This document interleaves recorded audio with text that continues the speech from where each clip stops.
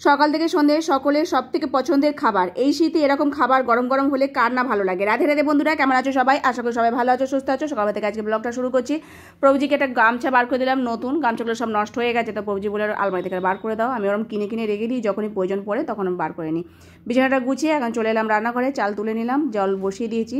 প্রভুজি আগের দিন বাজার নিয়ে এসেছিলো, এই যে একটা মস্ত বড় ফুলকপি নিয়ে এসছে, তার সাথে এদিকে মূলো শাক, আলু আর কাঁচা লঙ্কা এইসব নিয়ে এসছে, সব গুছিয়ে গুছিয়ে রাখছি। বড়ি নিয়ে এসেছিলো, শীতকালে বিউলি ডালে বড়ি বিক্রি হয়, তো সেগুলো কিনে নিয়ে এসেছিলো, মানে মেশিনেই করা।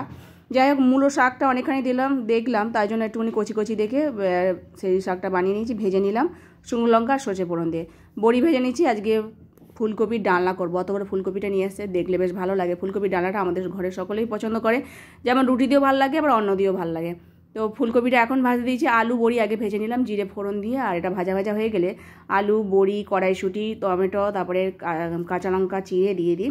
আদা বাটা দিলে, একটু হিং দিলে, নামার সময় একটু মিষ্টি দিয়ে দিলে খুব ভালো লাগে। আর গরম মশলা বেটে অবশ্যই দিতে হবে, তবে ডালনাটা খুব ভালো লাগে। একটুখানি চালের গুঁড়ো গুলে দিয়ে দিয়েছিলাম, হয়ে গেছে। একটু শুকনো শুকনো করেছি, এদিকে ডালও করে নিয়েছিলাম।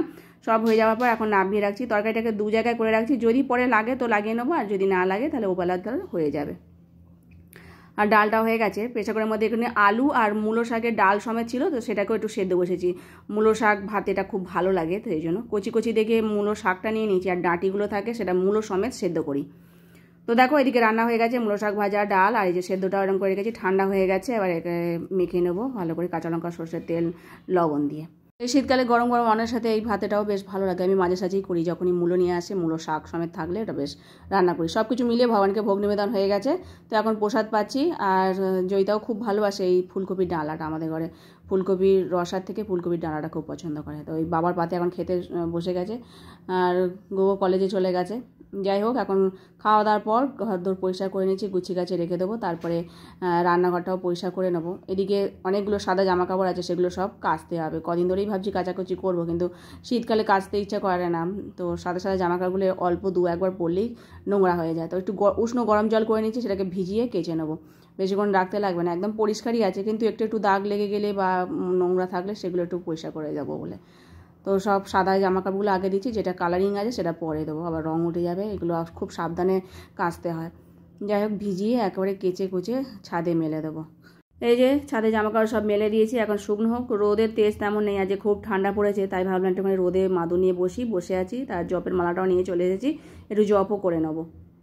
এটা হলো রাত্রিবেলা একটু আটা মেখে নিচ্ছি। আজকে সবাই বলছে যে আলুর পরোটা করতে, তো সেই জন্য একটু মশলা গুঁড়ো করে নিচ্ছি। এখানে জিরে, ধনে, শুকনো লঙ্কা আর একটুখানি গরম মশলা সব একসাথে গরম করে গুঁড়ো করে নিলাম। আর এখানে আলু মেখে নিচ্ছি, সেদ্ধ করে নিচ্ছি প্রেসার কুকারের মধ্যে। এটাকে একটু ভাজবো। কড়াটা দেখে যা কিছু ভেবো না, কারণ কড়ার মধ্যে ভগবানের জন্য একটুখানি চিনির পরোটা করেছিলাম, তো চিনিগুলো ওর মধ্যে ধরে গিয়ে পুড়ে গেছে, কালো কালো হয়ে গেছে, পরে মাজবো। আর এর মধ্যে ভাবলাম তাহলে আলুর পুরটা করে নিই, তো আলুর মধ্যে একটুখানি হিং দিয়ে তেলের মধ্যে আলুটা দিয়ে দিলাম। এখন লবণ আর একটু হলুদ দিয়ে দিয়েছি, হলুদটা অপশনাল, না দিলেও চলে, কোনো অসুবিধা নেই। তো আমি একটুখানি কালার করার জন্য দিয়ে দিলাম। মশলাটাকে গুঁড়ো করে রেখেছি, সেটা দেবো। কাঁচা লঙ্কা, ধনেপাতা সব ঝিরিঝিরি করে কুচিয়েছি, সেগুলো সব দিয়ে দেবো। দিয়ে একটুখানি মিষ্টি দিলেও হয়, আমি একটু ঝাল ঝাল করবো। শীতকালে এরকম গরম গরম আলুর পরোটা খেতে কার না ভালো লাগে? আলুর পরোটা হোক, মোমো হোক, গরম গরম সবই ভালো লাগে। আর বাচ্চারা তো খুব ভালোই বাসে, সেই জন্য আগে রাত্রিবেলা ভাবছি এই আলু পরোটা করে নেবো। তো আলু পরোটা করার জন্য এখন প্রস্তুতি নিয়ে নিলাম, ঠান্ডা করে নিয়েছি ওটাকে। এখন পুর বেশি করে দিতে হবে, প্রভুজি বলে দিয়েছে একটু বেশি করে পুর দেবে। বেশি করে পুর দিলে আবার ভেতরে মানে এই পুরটা ভরতেও অসুবিধা হয়, আবার আর বেলতেও মানে বেরিয়ে যাবে আলু। তো খুব সাবধানে সাবধানে করছি, করে একটু বেশি করে পুর দিয়েছি যাতে হয়ে যায়। গোগো তো কলেজ থেকে এসেছে, খানিক্ষণ আগে ভাত খেয়েছে, ও বললো বেশি খাবো না, অল্প করে করো, তবুও খাবে বলেছে, যেহেতু এগুলো পছন্দ করে তাই। এখন এপিট এপিট করে ঘি দিয়ে ভেজে নেবো, ঘি দিয়ে বেশ ভালো লাগে।